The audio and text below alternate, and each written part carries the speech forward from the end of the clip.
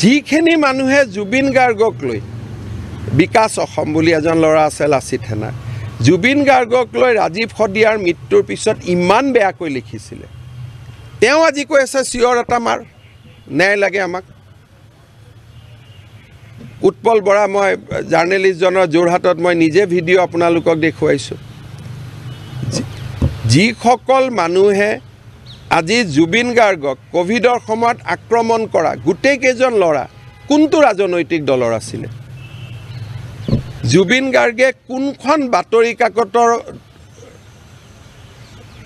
প্ৰৱেশদ্বাৰত গৈ কৈছিল এখন বাতৰি কাকত মই বন্ধ কৰি দিম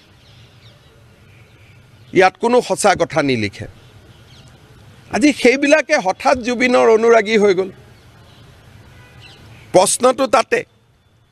আজি হঠাৎ সব জুবিনৰ অনুৰাগী হ'ল জুবিনৰ অনুৰাগী মই আজি মোৰ কথা আপোনালোকে লিখি ৰাখক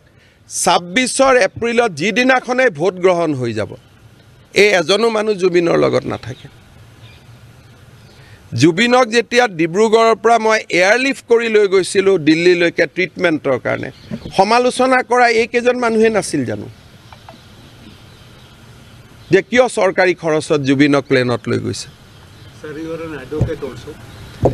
গতিকে এই মানুহখিনিয়ে জুবিনৰ প্ৰতি তেওঁলোকৰ অনুৰাগ নাই